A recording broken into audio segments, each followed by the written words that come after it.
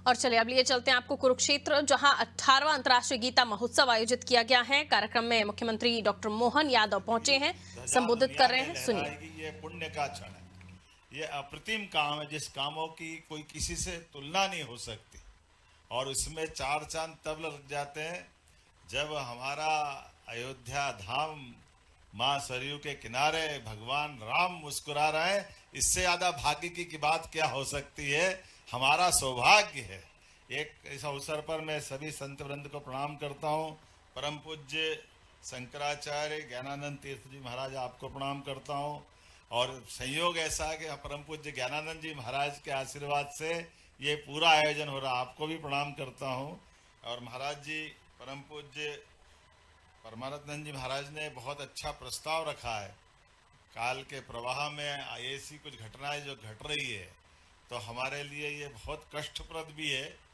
सरकार के दायरों में रहकर के सरकार के स्तर पर यशस्वी प्रधानमंत्री ऐसे सारे कामों में अपनी बहुत प्रभावी भूमिका रख रहे हैं और हम सबके लिए सौभाग्य की बात है उनका नेतृत्व, उनकी अपनी सारी प्रबंधन के साथ। लेकिन जो बाहरी दुनिया भर की दूसरी ताकतें हैं वो सब चाहती है कि वो जो हमेशा से जहाँ भगवान कृष्ण हो वहाँ कंस का अपना पता नहीं क्या चक्कर है। भगवान राम हो तो रावण दिखाई देता है, भगवान कृष्ण हो तो उस कंस के काल से पाला पड़ता ही पड़ता है। ये हमारे सनातन संस्कृति की पता नहीं कौन सी रीति नीति है।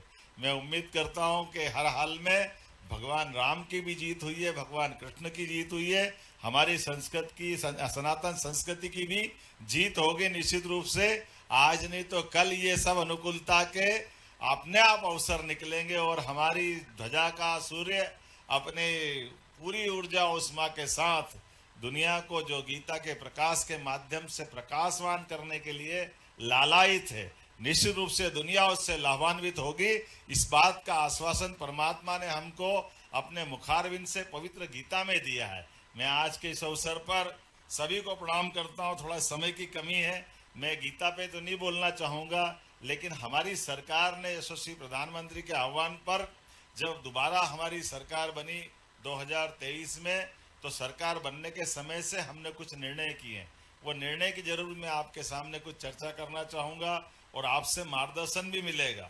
हमने निर्णय किया कि भगवान कृष्ण अगर 5000 साल पहले कृष्ण भगवान का कितना बड़ा काम है कंस को मारना, कंस का उस सत्ताधीश को मारना जिसके लिए एक तरह से असंभव जैसी बात थी, लेकिन शिक्षा की महत्ता स्थापित करने के लिए भगवान कृष्ण ने एक पाठ पढ़ाया दुनिया को कि चाहे कितने भी बड़े पद पे बैठने लायक हो जाओ, लेकिन अगर शिक्षा की जरूरत है तो शिक्षा की तरफ कदम बढ़ाना चाहिए।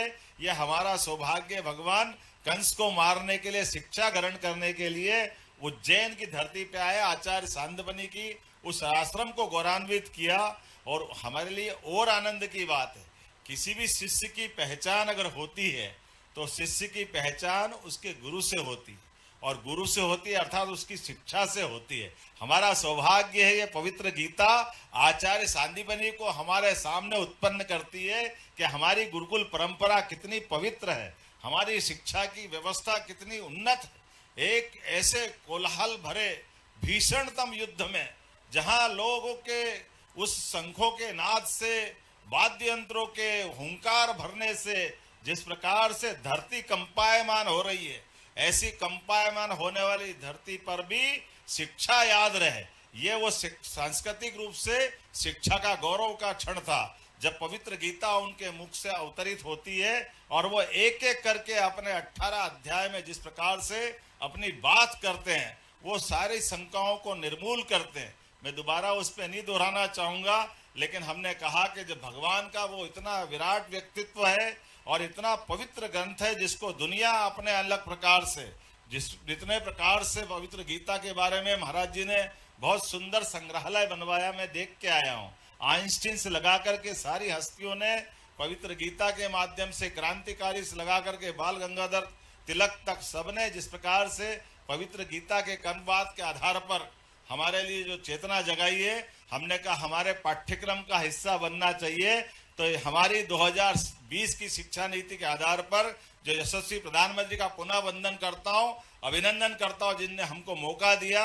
हमने पवित्र गीता को हमारे पाठ्यक्रम का हिस्सा मध्य प्रदेश सरकार की ओर से बना करके ये हमने कोशिश की है कि भगवान कृष्ण की उस शिक्षा की अनुपम देन को हमारी भावी पीढ़ी के सामने लाना चाहिए। उसी प्रकार से हमने कोशिश की कि सभी नगरीय निकाय, नगर निगम, नगर पालिका, महानगर पालिका, राजधानी, हर स्थान पर गीता भवन बनाए जाएंगे और उसके लिए धनराशि का आवंटन भी कर दिया। 3 साल के अंदर हमारे ये सभी गीता भवन बनकर के सरकार की तरफ से तैयार हो जाएंगे। और ये मैं इसको इस रूप में भी लेता हूँ, नगर में टाउन हॉल तो बनना ही चाहिए, लेकिन टाउन हॉल हमारी संस्कृति से जुड़ जाए तो क्या अच्छी बात है। हमारे लिए ये सौभाग्य की बात है जब कई सारे लोग कहते हैं आप धर्म की बात क्यों करते हो, तो हमने कहा क्या धर्म की नहीं करे तो अधर्म की करे क्या।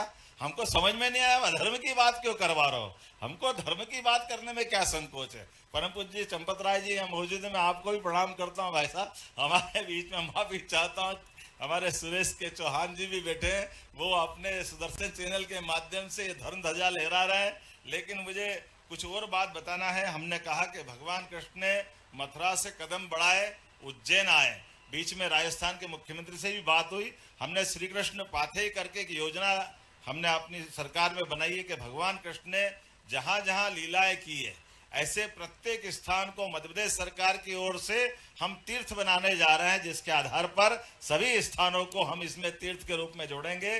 जैसे उनके स्थान भी कितने अद्भुत है। आचार्य सांदीपनि के आश्रम से जहां वो शिक्षा ग्रहण करते हैं, 64 कला, 14 विद्या, आज भी पाठ्यक्रम में वो सब आ जाए तो हमारा पाठ्यक्रम कहां से कहां चला जाए। लेकिन हमने प्रयास किया सरकार के माध्यम से सांदीपनि आश्रम में चित्रों के माध्यम से आने वाले लोगों को भगवान की उन लीलाओं से परिचित कराने का प्रयास किया।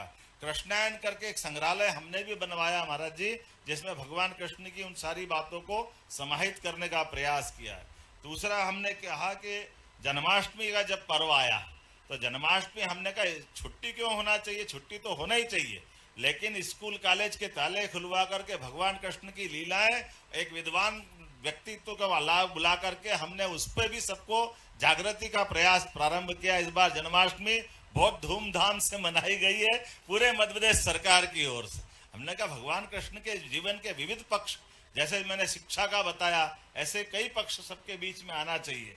इसके अलावा हमने एक निर्णय और किया जो गोवर्धन पूजा का महाराज जी ने कर दिया है।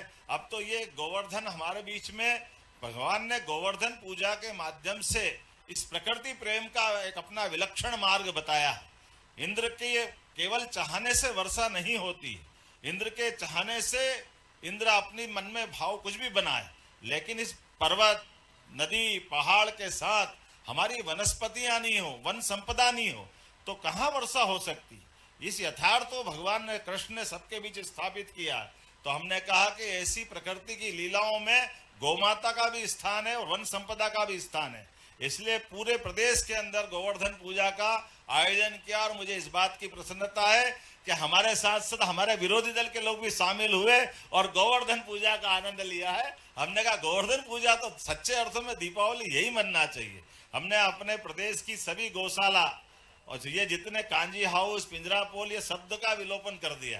ये उस समय की बात थी जब घर घर पशु पालते थे, कहीं आवारा निकल जाते थे, लेकिन आज के स्थिति में कहीं हमारी गौ माताएं अपाहिज है, बूढ़ी है, लावारिस है, या यातायात और बाकी महानगरों में लोग छोड़ देते हैं। तो हमने कहा कि हमारी जितनी नगर निगम है, बड़ी बड़ी नगर पालिका है, सरकार अपने स्तर पे गौशाला चलाएगी और समाज भी चलाएगा। तो गौशाला का अनुदान भी डबल कर दिया। पहले 20 रुपया प्रति गौमाता देते थे, अब 40 रुपया प्रति गौमाता हमारी तरफ से प्रारंभ किया है पूरे प्रदेश के अंदर। इतना ही नहीं, हमने कहा कि ये जो कृषि की आय बढ़ाने के लिए दूध उत्पादन शुरू से किसानों की आय होती थी, इसलिए दूध उत्पादन के लिए भी जो 10 से ज्यादा गाय माता पालेगा उसको भी अनुदान हमारी सरकार के द्वारा दिया जाएगा। अर्थात घर घर हमने गोकुल बनाने की बात कही है कि गाय का कुल जहां है वो गोकुल, और कौन सा गोकुल। तो ये घर घर गोकुल होना चाहिए कि नहीं होना चाहिए। इसलिए घर घर गोकुल बनाते हुए और जो गाय पाले वो सब गोपाल, दूसरे और कौन गोपाल। तो हमारे बीच में धर्म की मर्यादा के आधार पर हमने कोशिश की है कि इस प्रकार से गोवंश के साथ साथ दूध उत्पादन की क्षमता भी मध्य प्रदेश सरकार की बढ़े। अभी दूध का उत्पादन में पूरे देश में 9% का हमारा योगदान है। हम इसको 20% तक ले जाने के लिए संकल्पित हैं। उस तरह से हम इसमें बढ़ना चाह रहे हैं। आपका आशीर्वाद हमको मिलेगा। इसी के साथ साथ कुछ और निर्णय किए, लेकिन आज थोड़ी समय की कमी है। एक जरूर, चूंकि कुंभ की बात महाराज जी ने कर दी है, अगला 2028 में जब कुंभ राशि में प्रवेश करते बृहस्पति तो कुंभ हो जाता है, और जब सिंह राशि में प्रवेश करते तो सिंहस्थ हो जाता है। तो हमने कहा अगला सिंहस्थ जब 2028 में उज्जैन में होगा, हमने उसकी तैयारी प्रारंभ कर दी सभी ओर से। और हमने कहा कि अभी तक अस्थायी कैंप लगते थे, तो यह अस्थायी कैंप को हटा करके स्थायी रूप से आश्रम, अखाड़े, महामंडलेश्वरों को जगह देने का काम हम उज्जैन में कर रहे हैं। पूरा एक विस्तारित योजना बनाई गई है। आप सबके माध्यम से आप मैं निमंत्रण देना चाहूंगा। उज्जैन में अब आने वाले समय में हम वो प्रबंधन कर रहे हैं ताकि हमारी ये हरिद्वार के तर्ज पर उज्जैन का भी वो तीर्थ बने, जहां स्थायी रूप से एक 12 साल में बाद क्यों अवसर आना चाहिए, पूरे साल कभी भी आओ, कभी भी जाओ, पूरे साल कुंभ मनाओ, पूरे साल सिंहस्थ का आनंद लो। एक और बात जो हमारी छिपरा जी को लेकर है कि छिपरा जी में 2080 के बाद 1980 के बाद से जल का प्रवाह, हमारे यहाँ छिपरा जी कोई ग्लेशियर नहीं है, हिमालय नहीं है कि उनके पानी का प्रवाह आ जाए, जल का प्रवाह आ जाए। तो इसलिए पहले गंभीर से जल देकर के स्नान कराया था, अभी नर्मदा जी से कराया है। लेकिन इस बार प्रबंधन कर रहे कि वर्षा जल को ही संग्रहित करके उसको हम इकट्ठा रखेंगे और पूरे साल छिपरा जी के जल से स्मस्त कराएंगे, पूरे साल त्योहार मनाएंगे। क्योंकि स्नान करने के लिए पवित्र छिपरा जी के लिए सारे समाज और सारे लोगों की मन की अभिलाषा होती है। कोशिश कर रहे बूंद बूंद जल का संरक्षण भी हो और सदुपयोग भी हो, और हमारी पवित्र भावनाओं का किसी प्रकार से आहत न हो। एक बार फिर मैं पूरे आयोजन के प्रति अपनी मंगल कामना देता हूँ, शुभकामना देता हूँ, और उम्मीद करता हूँ कि अगले साल, मुझे मालूम पड़ा कि इस सम्मेलन के साथ आप कोई स्टेट को पार्टनर भी बनाते हैं, तो मैं अभी से निवेदन करता हूं कि मेरा नंबर जरूर लगाना। मध्य प्रदेश सरकार की ओर से एक पार्टनर स्टेट के नाते से आपका हिस्सा बनेंगे, ताकि ये इसी प्रकार के आयोजन में हमको भी आनंद आए। एक जानकारी और देना चाहूंगा, 11 तारीख को जो गीता जयंती है, मध्य प्रदेश सरकार के द्वारा उज्जैन और भोपाल में एक साथ 5000 से ज्यादा हमारे सभी भगवत भक्तों के माध्यम से, उनके मुखारविंद से गीता का पाठ का वर्ल्ड रिकॉर्ड बनाया जाएगा। तो आपके उस आयोजन में हमको भी जोड़ लेना, लिंक जोड़ करके।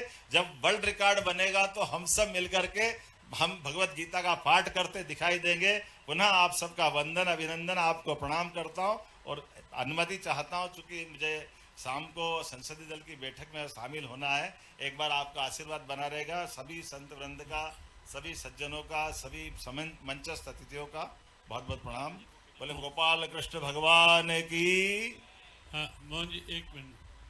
बहुत बहुत अभी हम माननीय चंपा जी से बात कर रहे थे कि लगता है 2028 का सिंहस्थ कुंभ जो है अपने